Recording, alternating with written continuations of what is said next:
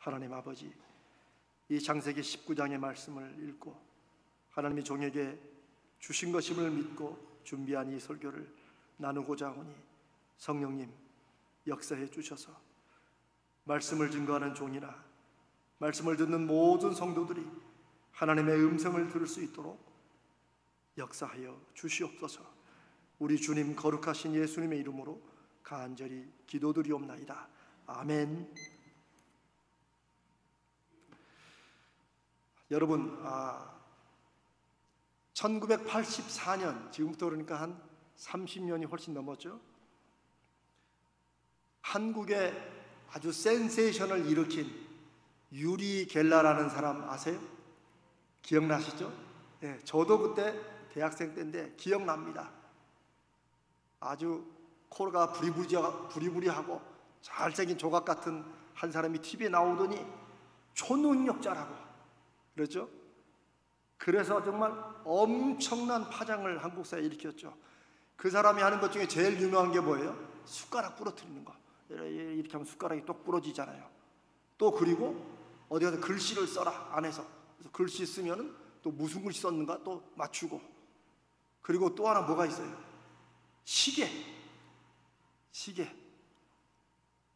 시계를 이렇게 바늘을 돌리고 또 멈춘 시계를 자기가 살린다고 하면서 갑자기 TV에서 전 국민들 다 시계 꺼내놓으라고 해서 저도 꺼내놨던 기억이 나요. 이렇게. 근데 제 거는 안 움직였어요. 아마 연배가 좀 있으신 분들은 그 사건을 기억하실 것입니다. 여러분, 그런데 아십니까? 이 유리 겔러가 가짜였다는 거. 얼마 전에 2주 전인가 이스라엘에 지금 살고 있는데 이 사람이 백신을 맞으면서 지금 70세인가 80세가 넘었는데 백신을 맞으면서 또 숟가락 부러뜨리는 묘기를 했다고 그러더라고요. 사람들이 너무 좋아하고. 그런데 사실은 1984년 우리나라에 오기 전에 이미 10년 전인 1973년에 미국의 유명한 TV쇼인 자니 칼슨 쇼에 이 유리 겔러가 초청이 되어서 자기의 초능력을 해보겠다고 했는데 숟가락도 못 부러뜨리고 글씨 읽는 것도 아무것도 못했어요. 그러면서 그 인터뷰를, 요즘 유튜브 나오는데 인터뷰 보니까 자꾸 압력을 받으니까 못하겠다는 엉뚱한 거짓말만 하고 아무것도 못했어요. 그랬는데 한국 방송국은 그 10년 전에 있는 사건을 몰랐는지 10년 후에 84년도에 이 사람을 대단한 것처럼 막 초청해가지고 한국 사회를 발칵 뒤집어 놨었죠. 그런데 이 자니 칼슨 쇼에 어떻게 이 사람이 아무것도 못했느냐? 얼마 전에 이제 세상을 떠난 제임스 랜디라는 사람이 있습니다. 이 사람은 마술사입니다. 이렇게 마술이라는 게 이렇게 도구 가지고 하는 거잖아요. 대단한 것 같지만 다 도구가 있죠. 컵을 움직이는 데 보면 안 보이는 선으로 컵이 이렇게 안으로 쭉 다가오죠. 그래서 마술하던 절대 컵을 바깥으로 밀어내는 것은 못 한답니다. 왜요? 손을 밖으로 했기 때문에 이렇게 밀어내니까 바깥으로 못 가는 거죠. 이 랜디가 유리 겔러도 자기와 똑같은 마술사에 불과하다. 초능력자가 아니다. 정말 사람이 갖고 있는 능력의 수십 배 능력이 있어 뭔가를 하는 게 아니다. 그리고 그걸 증명해 보이기 위해서 자니 칼슨 쇼에 유리 겔러가 나간다는 걸 알고 그 제작진에게 몇 가지를 알려줍니다. 절대 유리 겔러가 갖고 온 숟가락을 못 쓰게 하라. 그리고 제작진이 숟가락을 준비해라. 그래서 유리 겔러 갖고 온 숟가락을 이 사람이 하는 중에 세트장 가서 몰래 PD들이 바꿔놨어요. 자기들의 숟가락으로.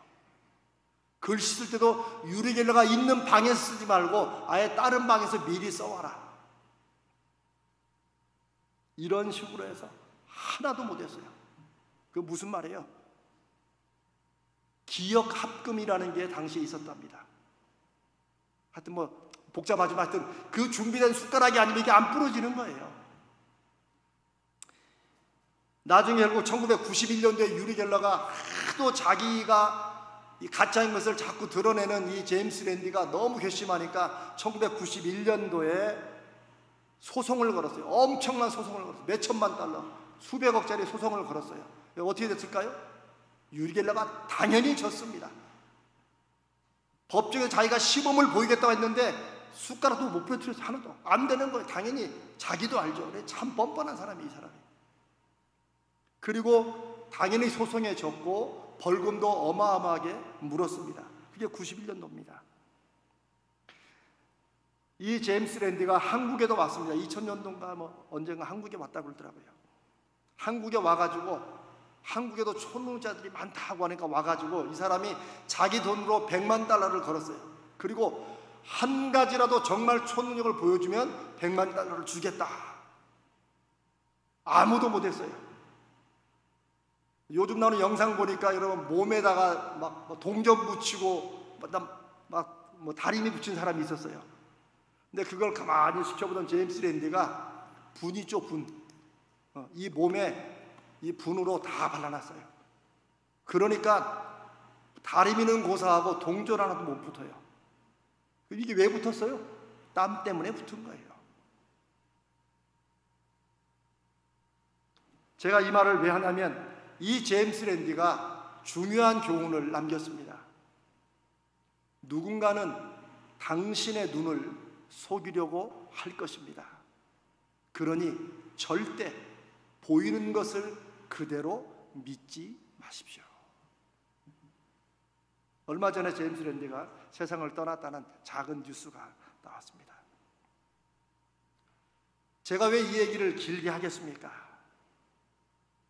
우리가 사는 세상은 점점 더 눈에 보이는 것을 믿게 만들고 사람들은 눈에 보이는 것이 전부로 알고 살아가는 그런 세상이 됩니다. 그러다 보니 요즘에 나오는 광고들 보면 소위 이미지 광고라고 해서 굉장히 멋있고 그 제품 얘기는 하나도 안 하는데 그냥 그 화면에 멋진 영상과 그림만 보면 그것 자체가 대단한 것으로 사람들에게 받아들여지는 이런 이미지 광고가 요즘엔 거의 대세입니다. 뭐 제가 굳이 제품 이름 안 해도 알겠죠. 요즘에 냉장고, 가전제품도 색깔별로 막 색깔 바뀌는 거 있죠. 요즘 젊은 사람들이, 신혼부부들이 막 거기 열광을 한대요. 근데 냉장고의 색깔이 초록색, 빨간색, 민트색, 대체 이거하고 냉장고가 무슨 상관이 있겠어요?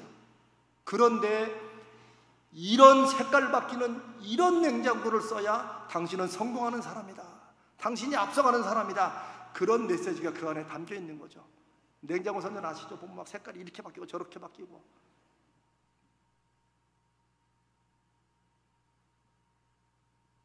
우리는 여전히 정말 하나님 말씀대로 자다가 깨듯이 정신 차리지 않으면 속으며 살 수밖에 없는 그런 세상에 살고 있습니다. 여러분, 저도 디자인이 중요하고 디자인의 가치가 무엇인지 압니다. 그러나 세상은 돈을 위해서라면, 이익을 위해서라면 그 선을 얼마든지 넘어간다는 것입니다. 우리는 어떨 때는 속으면서도 속는 줄을 모를 때가 많습니다. 그런데 여러분, 진짜 정말 사실은 뭔지 아세요? 우리 자신이 우리 눈에 스스로 속는 거예요. 우리가 우리 눈에 속는 거예요. 성경은 요한일서 2장 16절에 이미 2000년 전에 안목의 정욕을 조심해야 된다. 안목의 정욕이라는 게 뭡니까? 눈으로 보는 탐욕입니다. 눈에 좋아 보이는 것에 훅 빠지는, 그리고 그것을 전부로 아는 이런 정욕에 빠지지 말라. 하와가 선악과를 먹게 된 이유가 무엇입니까? 선악과를 처음 봤을 때 확 반했을까요? 아닙니다. 뱀이 저거 먹으면 너도 하나님처럼 된다는 말을 듣고 여기에 거짓말로 속아서 그 다음에 보니까 갑자기 선악과가 너무나도 탐스럽고 너무나도 맛있고, 동산에 있는 모든 과일을 다 먹어도 저거 안 먹으면 나는 인생을 안 사는 것 같아. 딱 요런 마음이 든 거예요. 요즘에 냉장고 색깔 바뀌듯이. 예나 지금이나 사람은 눈으로 보는 것을 잘 관리만 해도 인생을 잘 살 수 있습니다. 그리고 성경은 수없이 많은 사람들의 인생을 하나님 말씀으로 기록해놓고 알려주면서 우리에게 하나님을 믿는 믿음은 가치관의 문제, 즉 인생을 어떤 기준으로 사는가 하는 것이 믿음의 유익이고 믿음의 중요한 핵심이라고 말씀하십니다. 오늘 제가 롯에 대해서 말씀을 나누는 것은 지난주에 나눴던 아브라함의 조카고 아브라함과 계속 같이 하는 삶을 살고 경험도 같이 했는데, 아브라함의 인생과 롯의 인생은 정반대로 나누어지게 됩니다. 우리가 지난주에 말씀을 나눈 대로 아브라함은 자기도 보이는 것에 의해서 살아가던 인생이었지만 하나님을 만나고 믿으면서부터 보이지 않는 하나님을 믿는 믿음으로 살려고 애를 썼습니다. 여러 번 실수와 자신의 욕심으로 어려움도 겪었죠. 그런데 아브라함의 좋은 점은 그런 실수의 사건들을 통해서 믿음으로 사는 것이 무엇인지를 깨달아 갔다는 것입니다. 그래서 결국 아브라함은 눈에 보이는 대로 살지 않고 눈에 보이는 것을 넘어서서 사는 그런 믿음의 훈련을 했고, 결국 그는 눈에 보이는 것은 눈에 보이지 않는 것에 좌우된다는 하나님의 영적 원리를 깨달았습니다. 여러분 한번 저를 한번 따라해 보실까요? 눈에 보이는 것은 눈에 보이지 않는 것에 좌우된다. 이 시대에 우리가 이 세상을 따라서 헛되이 살지 않기 위해서 정말 중요한 교훈이라 생각합니다.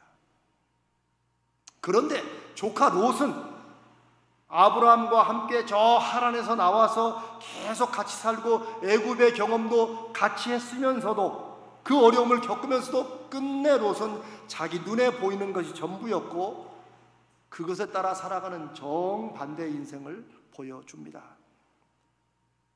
성경에 나오는 네 가지 사건을, 롯이 눈에 보이는 것에 의해서 살았다는 네 가지 사건을 제가 간략간략하게 한번 말씀을 나눠보겠습니다. 먼저 창세기 13장 지난주에 나눴던 말씀입니다. 첫 번째 사건이죠. 땅 선택하는 겁니다. 아브라함은 양보했어요. 그런데 롯은 그 말을 듣자마자 눈을 들어서 10절에 보면 눈을 들어서 살펴봤다고 그랬어요. 그러니까 요단 지역이 너무나도 물도 넉넉하고 하나님의 동산 같았고 애굽 땅과 같았더라. 애굽에서 아브라함은 죽을 고생을 했는데 롯에게는 거기서 얻어온 풍부한 재물과 양들과 그리고 애굽의 그 화려한 그것만 마음속에 남은 것 같아요. 애굽 땅과 같았더라. 그리고 결국 롯은 눈에 보기에 좋은 대로 요단 지역을 택합니다. 그리고 점점 더 좋은 곳으로, 더 화려한 곳으로 가서 결국은 소돔에 정착을 합니다. 그 소돔 땅은 애굽 땅과 같이 풍요롭고 요즘으로 말하면 재미있고 정말 성공한 사람들이 모이는 그런 곳이었습니다. 애굽에서 같은 경험을 했는데도 아브라함은 애굽 땅과 같은 곳이라서 어쩌면 피했을 것이고 롯은 애굽 땅과 같아서 선택을 하는 일이 일어납니다. 두 번째 사건은 창세기 14장에 소돔과 고모라가 주변 국가들에 의해서 약탈을 당하는 사건입니다. 아브라함이 그때 가서 그 말을 듣고 가서 롯과 식구들과 다른 모든 사람들을 아브라함이 구출을 해주죠. 하마터면 롯은 잘 살려고 그 땅으로 갔다가 꼼짝없이 노예가 될 뻔했어요. 그런데 여러분, 왜 소돔과 고모라가 공격을 받고 약탈을 당했을까요? 그냥 저는 한마디로 꽃에는 벌과 나비가 모여들지만 쓰레기에는 파리떼들이 모여드는 것입니다. 소돔과 고모라는 이미 하나님의 눈에 죄악이 큰 곳이었다라고 성경이 기록해놓고 있고 그 당시 사람들도 이미 알고 있었다는 거예요. 재미있고 신나고 그렇지만은 거기에는 죄가 넘치는 곳이라는 것을 알고 있었다는 거죠. 그래서 주변 국가들은 소돔과 고모라가 자신의 도덕성이 무너진 지역과 사회는 자기를 스스로 지키지 못합니다. 그래서 그들을 쉽게 점령한 것입니다. 문제는 그런 것을 경험하면 포로로 잡혀갔다 간신히 삼촌 아브라함 덕분에 풀려났으면 모르겠습니다. 아마 저와 여러분 같으면 끔찍해서라도 그 소돔성에 못 살 것인데 롯은 여전히 소돔을 안 떠납니다. 사랑하는 여러분, 인생에서 어떤 경험을 하느냐 하는 것은 참 중요합니다. 그런데 어떤 경험을 하느냐보다 더 중요한 것은 그 경험을 통해서 무엇을 배우느냐, 그 경험을 내가 어떻게 받아들이느냐 하는 것이 인생을 바꾸는 그런 핵심이 됩니다. 롯은 좋은 경험이든 나쁜 경험이든 그 경험 속에서 아무것도 배우지 못하는 그런 인생을 살아갑니다. 눈으로 보는 것에 초점을 두는 인생은 눈으로 보는 것으로 결정을 하지, 그게 마음속으로 내려와서 이 마음에서 생각해서 무언가를 돌아보고 살펴보는 인생을 살지 않는다는 것입니다. 그러니 여전히 소돔은 매력적인 곳이고 자기가 살기에 임하는 곳은 없다고 생각하는 것이었습니다. 롯이 눈에 보이는 대로 살았다는 것을 말해주는 세 번째 사건은 우리가 오늘 읽은 창세기 19장의 사건입니다. 소돔과 고모라가 멸망하는 사건입니다. 이미 소돔과 고모라는 하나님의 마음속에 멸망하기로 계획을 하셨을 것입니다. 그런데 롯은 그걸 모르고 점점점 그쪽으로 갔을 거예요. 아브라함이 만약에 요단 지역을 택했다 해도 아브라함은 결코 소돔으로 들어가지 않았을 것입니다. 하나님께서 소돔과 고모라의 죄악과 끔찍한 일들을 더 이상 버려두지 않으시고 하늘에서 불을 내려서 멸망시키기로 결정을 하십니다. 그런데 창세기 18장에 보면 아주 깜짝 놀랄 말씀이 기록되어 있는데 하나님이 이런 계획을 한낱 사람에 불과한 아브라함에게 미리 알려주신다는 거예요. 이야, 하나님의 계획을, 큰 성들과 도시를 멸망시키는 계획을 아브라함에게 미리 말씀을 해주세요. 그 이유가 뭔 줄 아세요? 18장 17절에 여호와께서 이루시되 내가 하려는 것을 아브라함에게 숨기겠느냐. 그 다음에 읽어보면 아브라함이 내 언약의 백성이 될 사람인데 내가 이에게 내가 하는 계획을 숨기고 가지 않겠다라는 뜻으로 말씀을 다 알려주십니다. 결과적으로 하나님은 소돔과 고모라를, 그 큰 도시를 멸망시키실 때 롯과 그의 가족들은 살려주시고 거기서 구해 주십니다. 그런데 그 이유가 무엇입니까? 성경이 참 기막힌 말씀을 하십니다. 창세기 19장 29절에 하나님이 그 지역의 성을 멸하실 때, 곧 롯이 거주하는 성을 엎으실 때 하나님이 아브라함을 생각하사 롯을 그 엎으시는 중에서 내보내셨더라. 이게 아브라함이 하나님을 믿으니 그것을 의로 여기셨다는 말씀의 의미입니다. 아브라함이 한 게 대단한 게 없어요. 그냥 하나님의 말씀의 약속을 믿은 거예요. 그냥 믿고 여러 가지 사고도 좀 쳤지만 그 사건들을 통해서 하나님을 믿고 사는 것이 이런 것이구나, 이렇게 해야 되는구나 조금씩 깨달으면서 믿음이 성숙한 거, 이거밖에 없는데 하나님은 하나님의 심판의 계획으로 소돔과 고모라를 완전히 멸망시키는 중에 롯과 그의 가족들을, 그들이 하나님을 믿었기 때문에 아닙니다. 입으로는 하나님 믿었지만 그들은 하나님을 믿는 믿음이 없이 살았어요. 하나님은 아브라함을 생각해서 아브라함의 조카기 때문에 롯을 구해 주십니다. 저는 이런 말씀들이 우리가 자녀를 그래도 믿음으로 세우려고 하는 우리 모든 부모들에게, 하나님 아버지, 설령 지금 제 자식이 혹은 제 손자 손녀가 누군가가 아직 믿음 생활에서 들어오지 못하고 벗어나 있더라도 하나님 저를 생각해서 그들을 구해주시고 살려주시고 보호해주시는 은혜를 주시옵소서.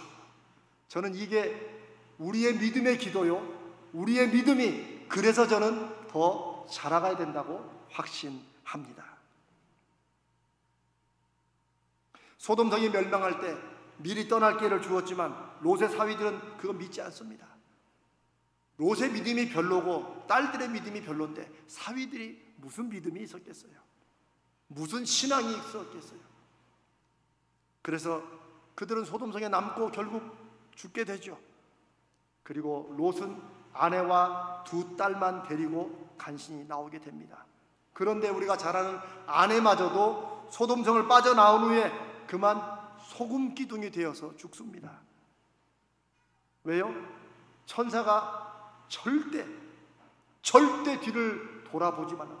천사도 이 보지 말라는 더 이상 보는 것에 매여 사는 것을 하지 말라는 거예요. 그런데 소돔성을 빠져나온 다음에 그 재산이 아까워서 그랬는지 하여튼 무슨 이유는 모르지만 아내가 뒤를 돌아다 봅니다. 참 보는 것 때문에 망가지는 가정이 성경에 이렇게 기록되어 있어요. 자, 롯이 보는 대로 살았다는 것을 말씀해 주는 네 번째 사건은 소돔성을 빠져나와서 어디론가 피하는 장면에 우리가 오늘 읽은 그 부분의 내용이 그렇습니다. 창세기 19장 17절에 보면 애초에 천사는 롯과 가정을 구해주면서 산으로 도망가라고, 산으로 피하라고 말을 해줍니다. 그런데 20절에 롯이 요청합니다. 소돔성을 빠져나오면서 보소서. 하여튼 이 롯은 그냥 전혀 저거 좀 보세요. 하여튼 머리부터 발까지 보는 것에 자기 인생의 모든 것을 걸고 사는 사람이에요. 지금 허겁지겁 목숨 구해 빠져나오는 중에도 또 산으로 가지 않고 뭐라고 그래요? 보소서. 저 성읍은 소문으로 들은 거예요? 아니면 미리 어디로 도망할 것이 연구한 거예요? 아닙니다. 빠져나다 보니까 산으로 가는 것보다 자기 눈에 보기에 딱 눈에 보이는 좋은 성이 있는 거예요. 저 성읍은 도망하기에 가깝고 작기도 하오니 나를 그곳으로 도망하게 하소서. 참 한번 보는 것에 인생을 사는 것으로 인생을 살다 보면 이 마지막 순간까지 이렇다는 것을 우리가 알게 되지요. 저는 대체 롯이 무슨 근거로 그 작은 소알이라고 하는 성이 자기가 안전할 거라고 했는지는 모르지만 분명한 것은 롯의 눈에는 그렇게 보였다는 거예요. 저 산으로 가는 것보다 여기 들어가면 요게 차라리 좋겠다. 일단은 가깝고 산은 너무 멀어서 가다가 죽을 것 같고. 근데 여러분 그거 아세요? 인간적으로는 하긴 산으로 가다가 죽으면 어떡해 라고 생각할 수 있지만 여러분 산으로 도망가다 멀어서 죽겠습니까? 안 죽겠습니까? 당연히 안 죽죠. 왜요? 어차피 죽으려고 했으면 어디서 죽어야 돼요? 소돔성에서 죽어야 돼요.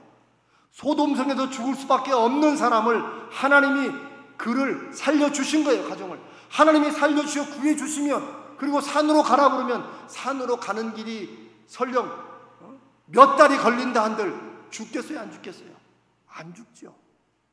그런데 롯은 믿지 못하는 거예요. 하나님에 대해서 생각을 해본 적도 없어요. 하나님의 약속의 가족이지만 생각해 본 적이 없어요. 그러니까 눈에 보이는 요 가까운 소알성 빨리 도망가서 숨으면 좋겠다, 저렇게 먼데 가다가 죽을 것 같다라고 한 것입니다. 여러분, 근데 그거 아세요? 그렇게 자기 뜻대로 갔던 소알성에서 계속 살지도 못합니다. 바로 30절에 보니까 롯이 소알에 거주하기를 두려워하여 두 딸과 함께 소알에서 나와 산에 올라가 거주했다. 결국은 하나님이 미리 정해놓으신 대로 자기를 위해 예배해 놓으신 대로 그렇게 가요. 그런데 계속 그 앞에는 자기가 눈에 보이기에 더 좋은 쪽으로 이렇게 살다가 결국은 나중에 롯은 어떻게 됩니까? 모압과 암몬이라는 족속의 조상이 됩니다. 이 얘기는 너무 기니까 빼겠습니다. 딸들이 아버지와 동침하는 놀라운 사건이 일어나요. 그런데 그 딸들이 하는 말이, 그 이유가 뭐겠어요? 우리가 보니까 사람들의 이런 방식으로는 우리가 도저히 후손을 얻을 수가 없다. 그게 대체 무슨 소리예요? 결국 롯도, 그 아내도, 그 딸들도 자기들의 눈에 보이는 대로 이게 전부인 줄 알고 살다가 결국은 아버지와 동침해서 아들을 하나씩 낳는데, 모압이라는 아들을 낳고 암몬이라는 아들을 낳는데, 나중에 이스라엘을 끝까지 괴롭히고 하나님과 하나님의 뜻을 거스리는 모압 족속과 암몬 족속이 됩니다. 애굽을 나와서 가나안으로 들어가는데 모압과 암몬 족속이 무진장 괴롭히죠. 사랑하는 여러분, 누구는 눈에 보이는 대로 살다가 인생을 스스로 무너뜨리고 망치고, 누구는 자신도 눈에 보이는 대로 살았지만 하나님께서 내 백성이 되리라고 약속하신 다음에는 눈에 보이는 것 대신에 보이지 않는 하나님의 말씀과 약속을 한번 믿고 살아보려고 애쓰고, 그렇게 함으로써 결국 자신과 가족은 물론 다른 사람까지도 살리게 되는 이런 정반대의 인생을 우리는 지난주와 이번 주에 살펴보게 됩니다. 중요한 것은 저와 여러분이 예수 믿으면서 중요한 것은 하나님을 믿느냐 안 믿느냐 문제 같지만 아닙니다. 누구를, 무엇을 더 믿느냐의 문제입니다. 저도 하나님 믿습니다. 하나님 믿으면서도 사실은 제가 믿는 하나님을 더 의지하기보다는 저도 제가 생각하기에 옳고 좋은 쪽으로 그렇게 많이 살았고, 그것 때문에 시행착오가 인생에 참 많았던 사람입니다. 여러분은 어떠십니까?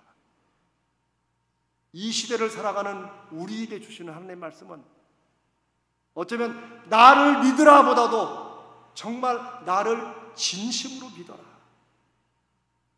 너희들이 의지하고 믿는 그것보다는 더 나를 믿으라 라고 하나님이 말씀하시는 것입니다. 하나님의 말씀을 믿느냐, 한번 그걸 의지해서 한번 내가 살아보느냐, 아니면 여전히 내 생각과 경험, 내 눈에 보이는 대로, 내 귀에 들리는 대로 살 것인가. 사실요, 눈에 보이는 대로 사는 것의 장점은 뭐예요? 일단 확실하잖아요. 눈에 보이니까 확실하고 그게 진짜같이 생각되는 거예요. 그러니까 그게 쉬운 거죠. 하지만 눈에 보이는 것이 다 진짜가 아니라는 것, 우리는 우리 눈에 보이는 것에 스스로 속는다는 것, 이것을 우리가 기억해야 될 것입니다. 눈에 보이지 않는 것을 믿고 의지해 사는 것에 단점이 하나 있는데, 그건 뭐예요? 확실하지 않고 이게 늘 불안하다는 거예요. 그게 우리가 믿음 생활, 하나님을 믿는다고 하면서 늘 마음속에 좀 확실하지 않으니까 막상 일이 닥치면 불안한 게 그입니다. 목사도 마찬가지고 우리 모두가 다 마찬가지입니다. 그러나 눈에 보이지 않아도 분명히 존재하는 게 여러분 있지 않습니까? 그렇듯이 눈에 보이는 것은 눈에 보이지 않는 것에 좌우됩니다. 그게 히브리서 11장에 믿음으로 사는 것이 눈에 보이는 것에 의해 사는 것보다 더 강력한 증거라는 것을 히브리서 11장이 우리에게 말씀을 해주십니다. 더 놀라운 것은 우리가 믿으면 하나님이 보여주신다는 것입니다. 아멘. 믿으면 보여주십니다. 안 보이기 때문에 못 믿는다고 하지 말고, 하나님 제가 믿겠습니다, 그러니 제 믿음의 눈을 열어서 하나님의 역사하시는 손길을 보게 하여 주옵소서. 이게 하나님이 우리에게 바라시는 믿음입니다. 사랑하는 성도 여러분, 보이는 것으로 살아가고 보이는 것이 전부인 이 세상에 저와 여러분을 하필이면 이런 시대에 하나님의 자녀로 부르신 것은 보이지 않는 것이 보이는 것을 좌우한다는 것을 사람들에게 우리 인생의 열매로 증거하라는 것인 줄로 저는 믿습니다. 쉽다고 드리는 말씀이 아닙니다.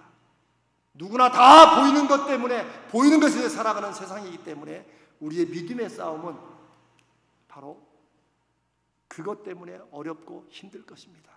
그러나 우리와 지금도 함께 하시는, 이 예배 중에 함께 하시는 하나님의 거룩하신 영이 예수 그리스도께서 우리의 결심과 우리의 순종과 그래도 보이지 않지만 말씀의 약속을 믿고 살아보려는 여러분을 붙잡아 주시고 역사하실 것을 믿습니다.